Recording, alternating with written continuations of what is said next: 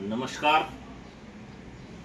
मी गजानन काळबांडे कृषी सेवा केंद्र वाशिममध्ये मागील 2 दिवसापासून कंटिन्युअस इथून समोरही 15 दिवस सोयाबीनची कापणी खूप जोरात चालू आहे. या सीझनमध्ये शेतकरी बांधवासाठी काही आपण या ठिकाणाहून मेसेज देत आहे की सोयाबीनची कापणी असते वेळेस काही गोष्टीची आपल्याला काळजी घेणं अत्यंत गरजेची आहे. ते म्हणजे आपल्या शेतात आपण स्वतः असेल किंवा काही शेतकरी बांधव सोयाबीन कापणीसाठी आलेले असतील, यासोबत आपण त्या ठिकाणी पिण्याचे पाणी असेल, उन्हामुळं संरक्षणासाठी झाडाची सावली असेल, सोबतच आपल्या घरी किंवा सोयाबीन काढणीसाठी आलेल्या शेतकरी बांधवाचे जे काही लहान मुलं असतील तर यांची काळजी घेणे, सुरक्षित ठिकाणी त्यांना थांबवणे, पाऊस असल्यास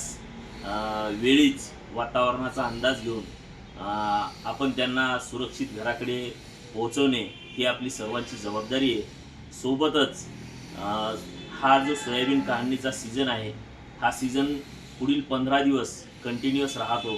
त्यामध्ये घरातील असू द्या किंवा आपल्या संपर्कातील कुठल्याही शेतकरी बांधवाची असेल, लहान मुलाची असेल, कुठं ताप किंवा तब्येत खराब असल्यास वेळीच शेतात न थांबता आपण दवाखाना करणे किंवा काळजी घेणे अत्यंत गरजेची आहे. सोबतच आपल्या प्रत्येक शेतकरी बांधवाच्या शेतात 1 एकर 2 एकरमध्ये आपण यावर्षी हळदीची लागवड केलेली आहे.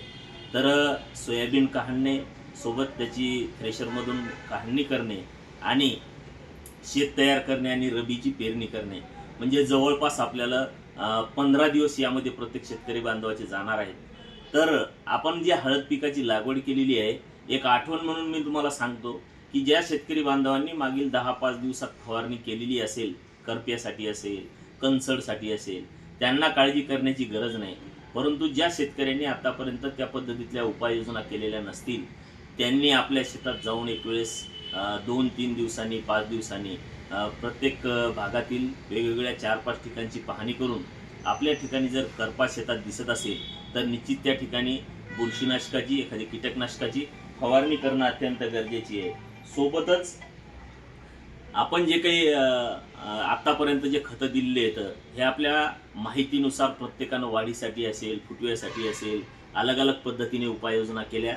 आपल्या शेतात हळदही चांगली असेल, परंतु इथून पुढं हळद पिकात जे काही माल लागणे असेल, त्याच्यानंतर क्वालिटी असेल, शेंग ठोकर करणे असेल, यासाठी आपल्याला 05234 आणि 0050 हे खतं चांगल्या नामांकित कंपनीचे ड्रीपमधून किंवा हाताने देणे अत्यंत गरजेचे आहेत.